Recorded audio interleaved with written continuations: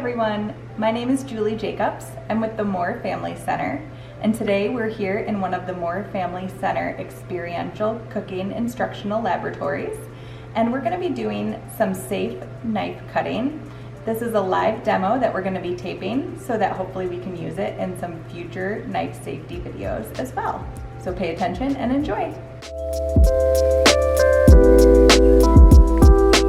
First of all, I just wanted to orient you to the different tools that you might encounter and the ones that you'll need and what you'll use them for. So this is your basic chef's knife. This is a serrated or utility blade. So it's got the little teeth on it. And this is useful for cutting through soft things that have maybe a more rough exterior. So like tomatoes. Great for little tomatoes because it can cut through that thick skin without squishing them. You could also use this for bread. You may want a larger serrated knife for bread. And this little guy is called a paring knife, and I will demonstrate his use. But if you had to pick just one, you can make it by with just this in your kitchen. So a sharp knife is a safe knife, so I'm going to show you two different techniques. This is a standard pull sharpener, and if you're going to sharpen your knife, you're going to pull it back at an slight angle on your pull sharpener. Oh, and you can hear, and I'm going to put a wet washcloth down to help keep it stable.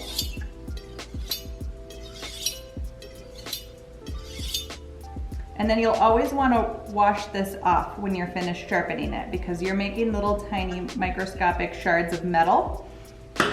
You may have a sharpener that looks like this at home. And this one's very simple. You just pull, and sometimes there's even an arrow that shows you which direction to pull in. Now my knife is all nice and sharp, and I'm going to rinse it off. Before you cut, if you have it as an option, some cutting boards have grippers on them, many do not. So to keep your cutting board safe, you'll add a wet washcloth underneath. This helps provide friction so that it's not sliding around while you're trying to chop something. So we're gonna start big and we'll work our way down smaller. This is a honeydew melon. I wanna start with, there's way more than one correct way to do this. I like to peel my melons ahead of time, so I'll demonstrate how to do that. And then I'll also demonstrate how you can cut and pare the same melon. So I'm gonna use my cutting claw, and I'm gonna make a nice flat surface for myself to cut on. Now this guy's not rolling anywhere.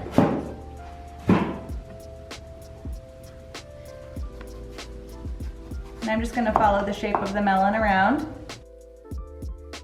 So that's one technique.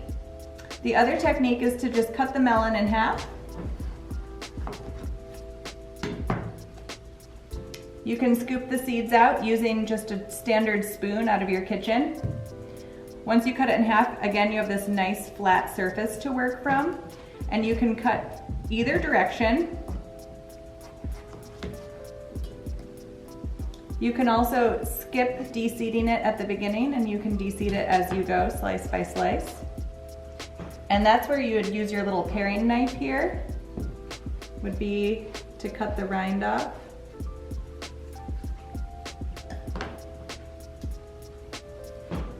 And you can further cut this into smaller chunks as you desire. So I'm going to switch cutting boards here as a measure of good practice. You'll want to wash your knife in between and your cutting board.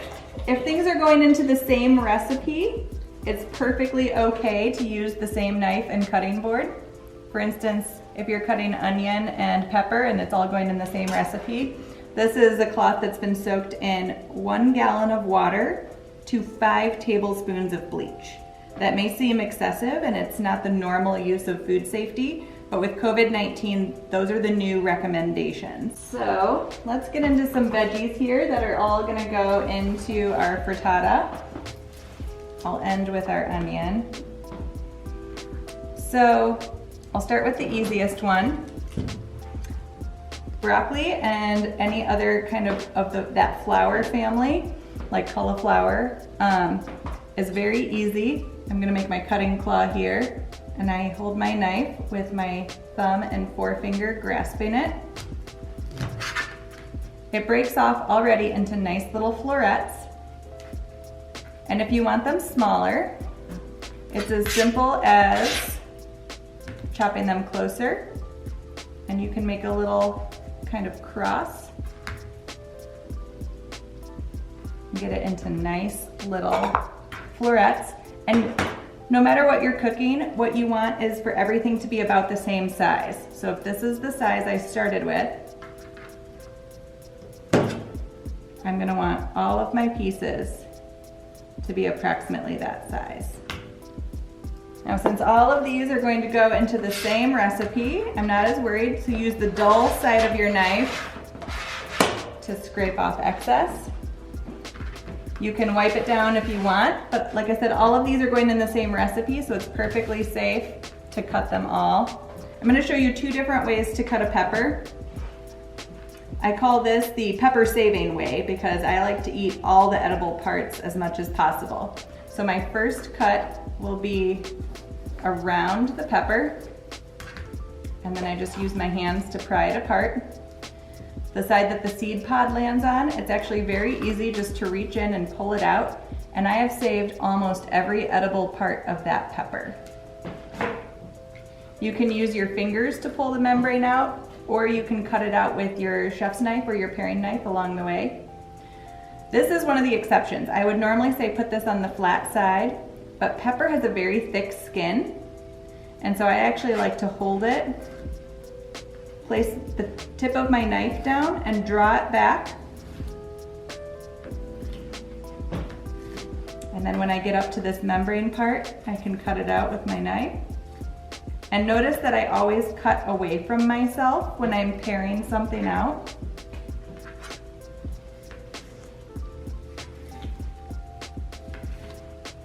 After you've made your slices, if you'd like to dice it further, you can pile them together. Hold your cutting claw. This is going to be your guiding edge here, your knuckles.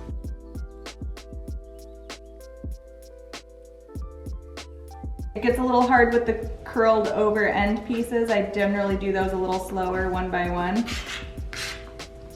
But I've got a nice even dice on my pepper.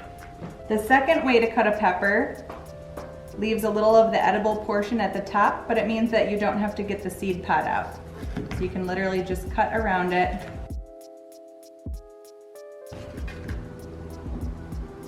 This also gets rid of part of that little curved section, and you can continue cutting just like you did the first one. For objects that are very oblong, again, they're round and they can be a little bit unsafe when you're cutting them. I always start by cutting my little end pieces off. And then I use this pinch method here. Place my knife. It is definitely safe to add extra pressure on the top of your knife by pushing. Now I have a nice flat surface. If you're gonna be cutting this into quarters, this is where you'd actually wanna do it. Draw the knife down. Draw the knife down. You can actually even cut it into smaller pieces.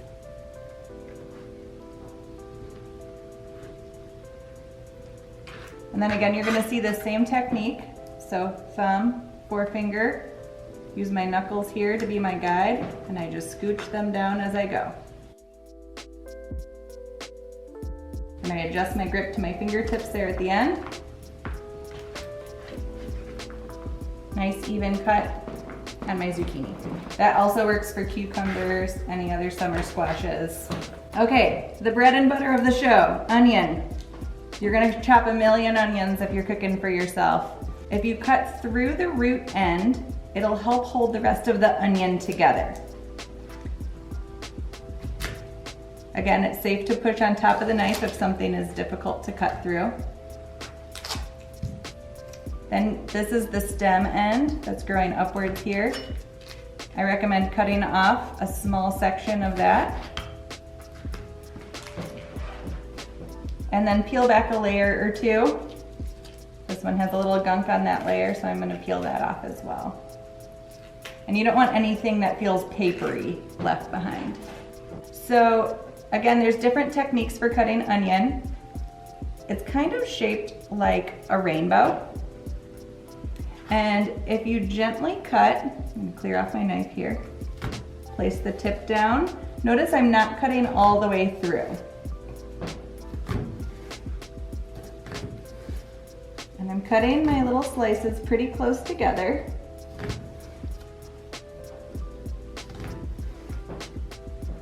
Now this is still held together. That's the beauty of leaving this root end intact. It's gonna make it easier. It's gonna hold it for me while I work on my dice.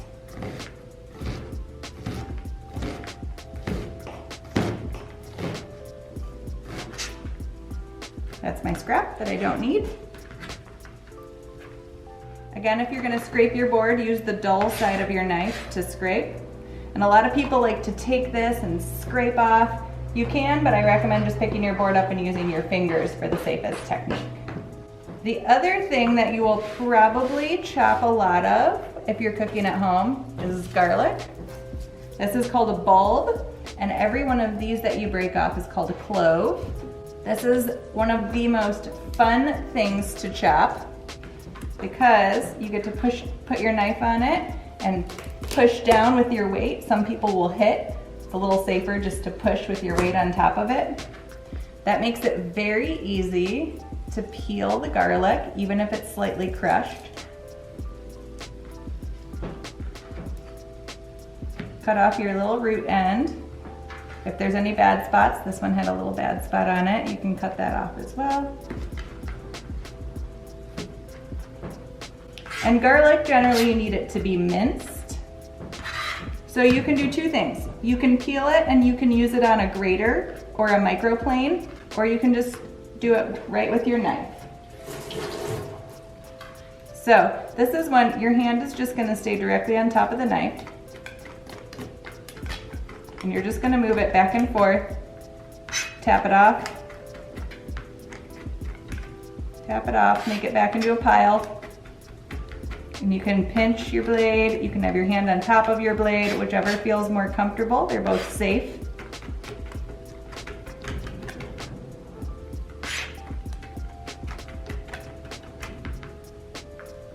And you get a very quick mince of that onion. All nice and together there. I also wanted to demonstrate safe grating technique. And then I'll end with the apple, the trick I wish I learned so long ago.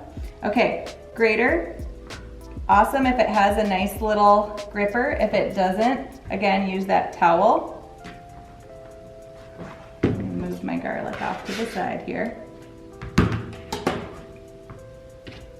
So I see a lot of people doing this sideways, and that makes it really difficult. And some people go and cut the end off. I say leave the end because it leaves you something to hold on to. And you'll just grate. Be careful to stop every once and again and move your hand up. So you'll have more control the closer you are. But just watch, we don't want any of that part of your hand to make it into your dish. Graters are probably the most dangerous tool besides a mandolin to have in your kitchen. I get more cuts from graters from students than I do from knives, so be very cautious when using a grater. Okay, we're gonna end with my favorite cutting technique for apples. Most people, when they're cutting into an apple, will cut straight down the middle. You can save yourself some headache by cutting what's called a square core. So you're gonna cut just around the core.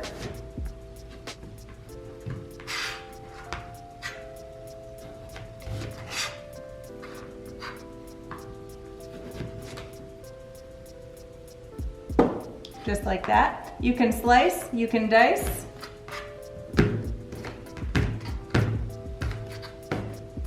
But now you don't have to go back and pare that core out, so it saves you some time and some steps. All right, that's all I have for cutting demo today. Thank you so much. Thanks, Julie. Let's try to give her a virtual round of of applause here. We can all clap for Julie. That was fantastic. Thank you.